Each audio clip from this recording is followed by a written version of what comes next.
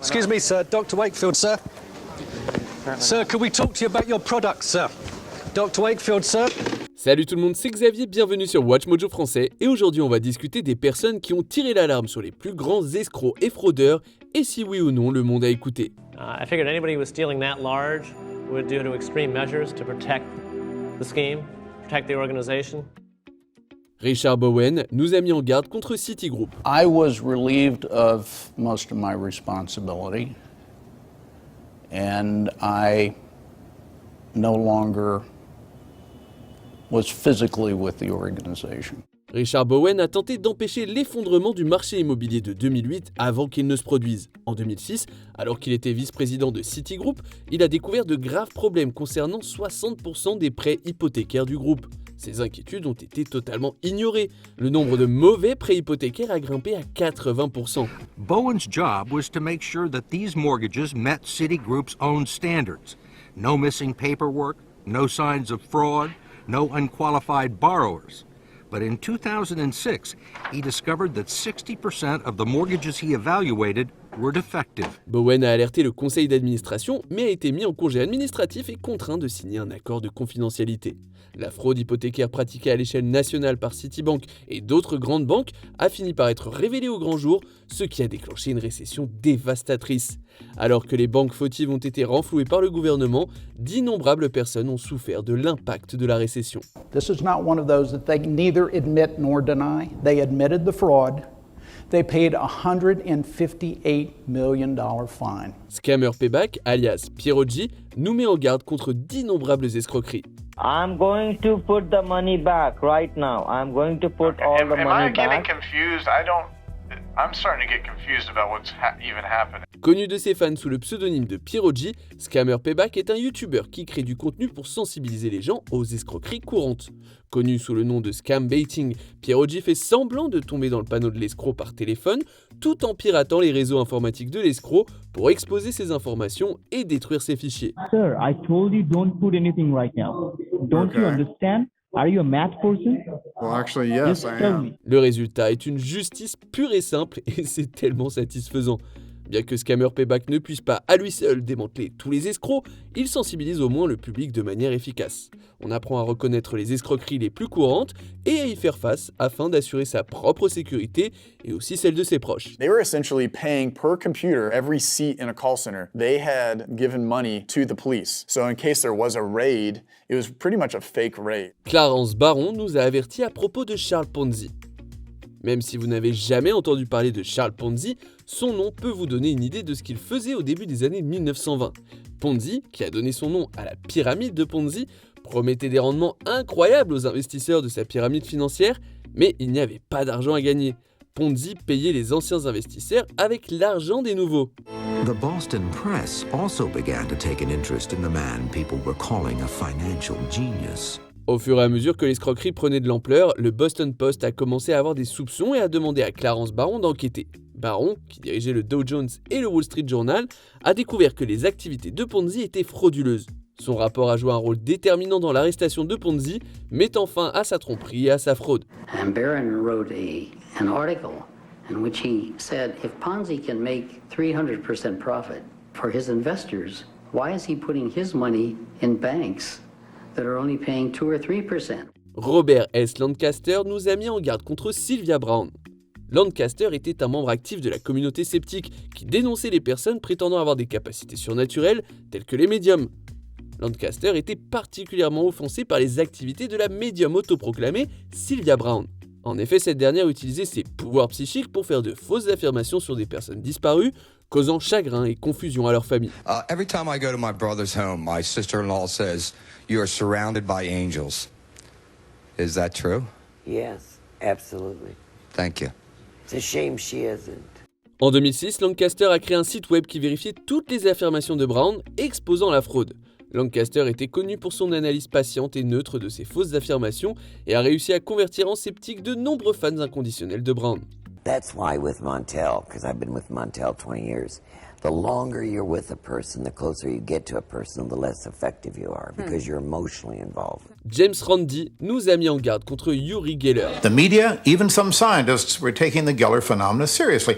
So I decided to show, for starters, that I could at least duplicate these effects using trickery. Pilier de la communauté sceptique, Randi était un magicien et un auteur qui enquêtait et dénonçait sur les allégations surnaturelles et paranormales. Uri Geller, lui, possédait prétendument des pouvoirs surnaturels, comme la télékinésie et la télépathie. Randi a démontré que les pouvoirs de Geller étaient de simples illusions de magicien et l'a mis au défi de participer à l'émission The Tonight Show.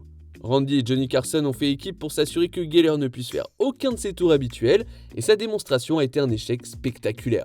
It does look like there's a slight bend in it. It'll keep bending. It bends more. Usually it bends more after it happens. And this is one of the thickest point of the spoon. Mais figurez-vous que la carrière de Geller n'a fait que croître après son apparition à la télévision. Apparemment, le public croyait que la vraie magie ne fonctionnait pas à tous les coups et son échec lui a donné plus de crédibilité. Right now I'm feeling being pressed and then I can't. Well, I'm not trying to press you. I really not. No, you're only telling me, well, will you try that or that? Brian Deere a exposé Andrew Wakefield. Dr. Wakefield, I'm sorry to interrupt. Brian Deere, Channel 4 Television. Could I talk to you about your research, sir, and your commercial ambitions? Andrew Wakefield, médecin maintenant en disgrâce, a causé des dommages incommensurables au sein de la communauté médicale en 1998 avec son étude qui affirmait que le vaccin ROR était à l'origine de l'autisme chez les enfants. Brian Deere a enquêté et a découvert que l'étude était totalement frauduleuse. Personne n'a pu en reproduire les résultats et Deere a révélé que Wakefield avait manipulé des preuves pour parvenir à ses conclusions. He won't give his children the triple dose because he believes it's the combination in the MMR that causes the problem. Deere a découvert que Wakefield avait planifié de vendre des kits de tests pour l'autisme qui, selon lui, pourraient lui rapporter plus de 40 millions de dollars par an.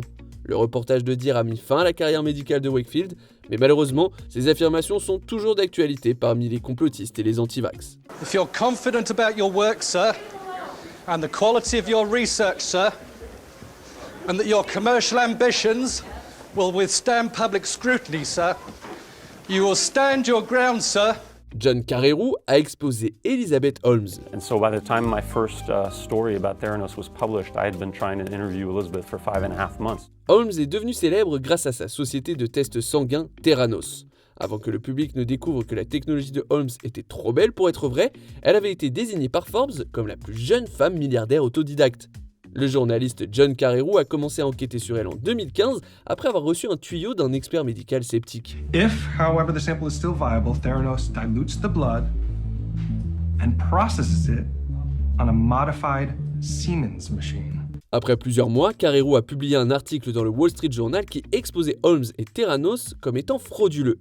L'entreprise a rapidement commencé à s'enfoncer dans la spirale vers sa fin définitive en 2018. Holmes a été reconnu coupable d'avoir escroqué ses investisseurs et a été condamné à 11 ans de prison et une amende de 452 millions de dollars. When it comes down to it, it was putting people's lives at risk. Absolutely. I mean, you can fault the regulators to some extent, but the regulators were also being lied to.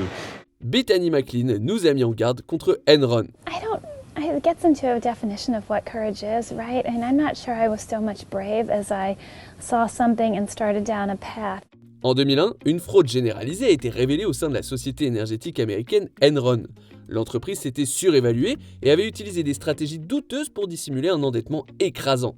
Le scandale a été révélé en grande partie par la journaliste Bethany McLean dans son article du magazine Fortune intitulé « Enron est-il surévalué ?» They tried every trick in the bag to try to create the illusion of a business where there was none and the people who were working there were getting increasingly desperate. Bien que McLean n'ait pas suggéré que les pratiques d'Enron étaient frauduleuses, son article a suscité des soupçons qui ont fait paniquer les dirigeants.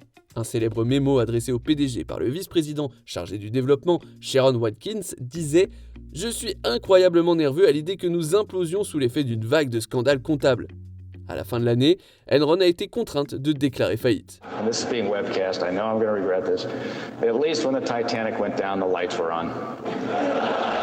Harry Markopoulos nous a mis en garde contre Bernie Madoff. If your security wasn't good enough, and if Madoff found out about us, I would have had a decision to make, and my decision was pretty clear. I'd go down and take out Madoff before he took me out. Vous vous souvenez de Bernard Madoff? Il a réussi à faire fonctionner la plus grande pyramide de Ponzi de l'histoire sans aucun contrôle pendant des décennies, avec une fraude estimée à 65 milliards de dollars. L'escroquerie a pris fin en 2008, mais Harry Markopolos, enquêteur spécialisé dans les fraudes financières, dénonçait les pratiques douteuses de Madoff depuis 1999. Harry said there were only two plausible explanations. Either Madoff was using insider information to rack up huge profits, or he was running a giant Ponzi scheme. Markopolos a dénoncé Madoff à 3 reprises, en 2000, 2001 et 2005, mais il a été ignoré à chaque fois. Il a fallu que les fils de Madoff dénoncent leur père au FBI pour mettre un terme à l'escroquerie, prouvant ainsi ce que Markopolos affirmait depuis des années.